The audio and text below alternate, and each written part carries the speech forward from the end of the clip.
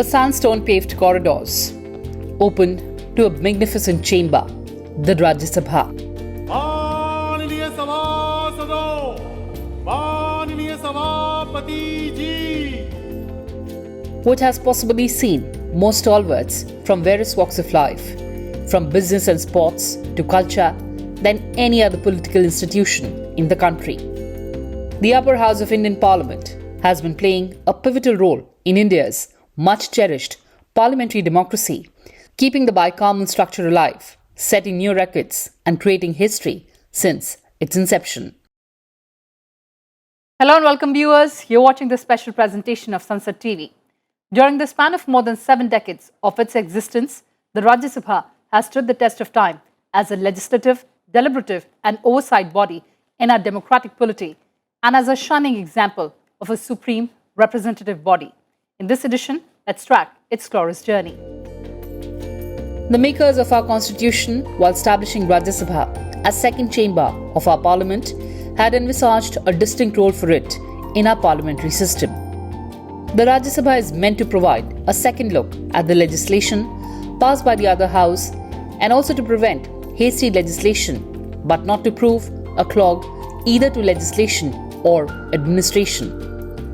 Besides, it aimed at providing opportunities to seasoned and eminent persons who have distinguished themselves in diverse fields such as literature, science, art, and social service to serve the country. It was designed to give representation to the states in the apex democratic decision-making.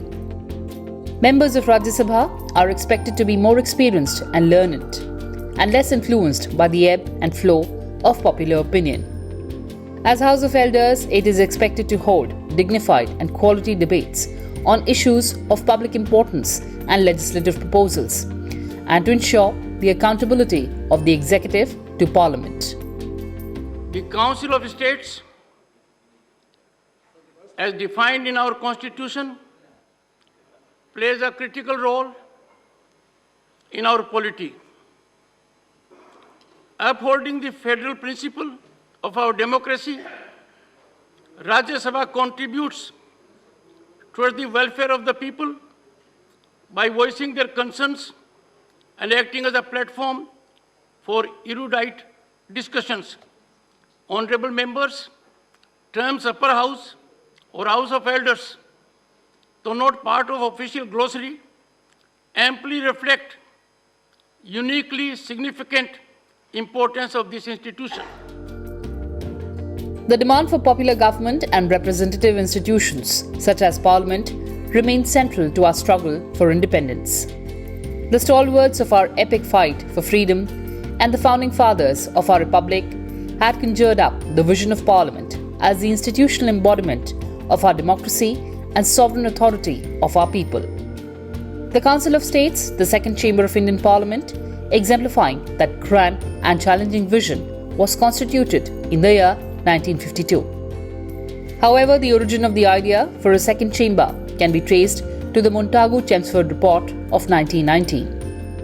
Translating the proposals of this report into action, the Government of India Act of 1919, as passed by the Imperial Parliament, created the second chamber, the nomenclature of which was the Council of States, and which did not reflect the federal features in true sense, and was in many ways a truncated and deformed version of a second chamber prevailing then in many democracies. The Constituent Assembly thoroughly debated the issue of the second chamber and established a committee called the Union Constitution Committee. The report of the committee suggested for establishment of a bicameral legislature, which the Assembly adopted after serious deliberations. The first time Council of States was constituted was on 3rd of April 1952. It had 216 members, of which one was a nominated woman member, Rukmani Devi. The first chairman was Dr. S. Radhakrishnan and also the first vice president of the nation. That I will faithfully execute the office of President of India and will, to the best of my ability, preserve, protect and defend the Constitution and the law. The deputy chairman was S.V. Krishnamurti Rao and the leader of the House was N. Gopalaswamy Iyengar.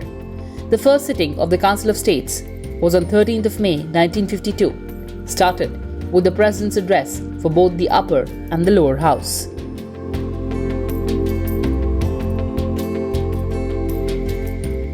Article 80 of the Constitution lays down the maximum strength of Rajya Sabha as 250, out of which 12 members are nominated by the President and 238 are representatives of the states and UTs.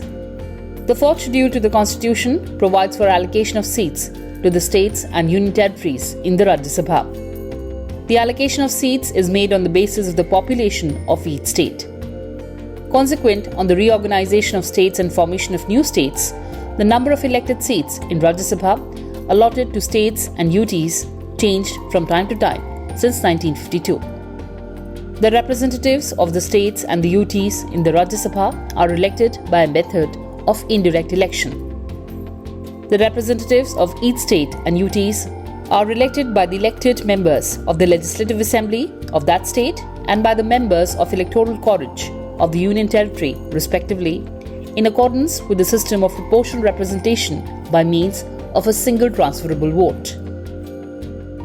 Rajya Sabha, being a federal chamber, enjoys certain special powers under the Constitution. What are these special powers and when did Upper House use them? Let's find out. All the subjects and areas regarding legislation have been divided into 3 lists: Union List, State List and Concurrent List. Union and state lists are mutually exclusive. One cannot legislate on a matter placed in the sphere of the other. However, if the Rajya Sabha passes a resolution by a majority of not less than 2/3 of the members present and voting, saying that it is necessary or expedient in the national interest that Parliament should make a law on a matter enumerated in the state list, Parliament becomes empowered to make a law on the subject specified in the resolution for the whole or any part or territory of India. Such a resolution remains in force for a maximum period of 1 year, but this period can be extended by 1 year at a time by passing a similar resolution. In 1952 and 1986, the Rajya Sabha passed such resolutions with respect to matters mentioned in the state list. If the Rajya Sabha passes a resolution by a majority of not less than 2/3 of the members present and voting, declaring that it is necessary or expedient in the national interest to create one or more All India services common to Union and states, Parliament then becomes empowered to create by law such services. The Rajya Sabha passed such resolutions in 1961 and 1965 for the creation of Indian Engineering Service, Indian Forest Service, Indian Medical and Health Service, Indian Agricultural Service, and the Indian Education Service. Under the Constitution, the President is empowered to issue proclamations in the event of national emergency, in the event of failure of constitutional machinery in a state, or in case of financial emergency. Every such proclamation has to be approved by both Houses of Parliament within a stipulated period. Under certain circumstances, however, Rajya Sabha enjoys special powers in this regard. If proclamation is issued at a time when Lok Sabha has been dissolved or the dissolution of Lok Sabha takes place within period allowed for its approval, then the proclamation remains effective if the resolution approving it is passed by Rajya Sabha within the period specified in the Constitution under Article 352, 356 and 360. Parliament is a supreme lawmaking institution in the country. Here's how Rajya Sabha deepened the legislative scrutiny, strengthened federalism and articulated the issues that are critical to the progress of our nation. The basic function of Parliament is to make laws. All legislative proposals have to be brought in the form of bills before Parliament.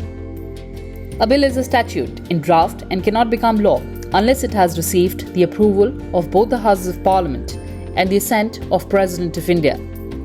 The process of lawmaking begins with the introduction of a bill in either House of Parliament.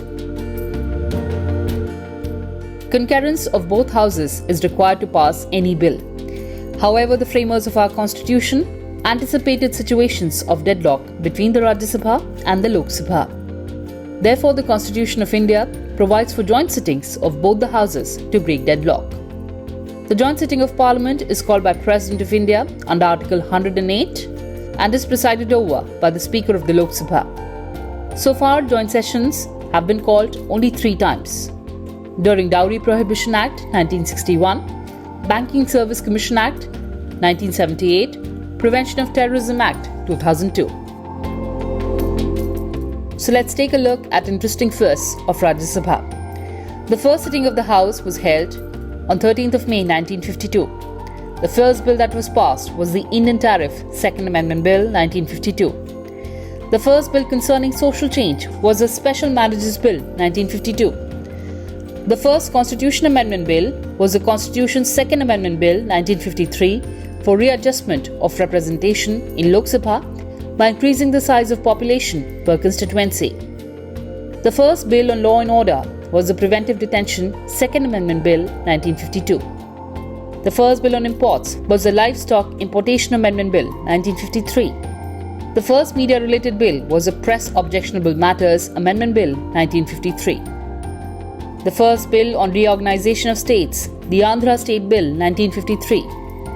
The first bill on health education, the All India Institute of Medical Sciences Bill 1955. The first bill on urban development, the Faridabad Development Corporation Bill 1955. The first bill on agriculture, the Agriculture Produce, Development and Warehousing Corporations Bill 1956.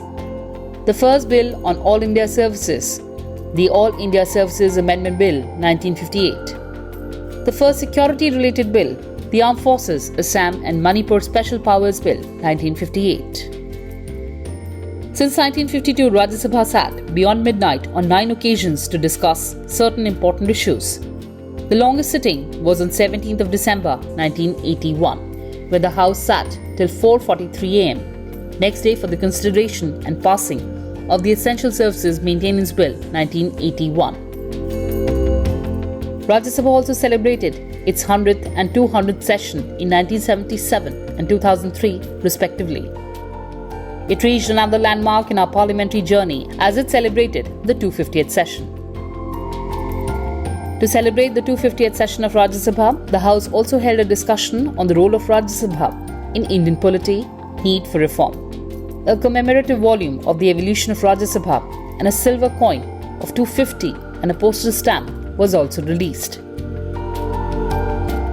The representation of women in Rajya Sabha has also increased from 15 in 1952.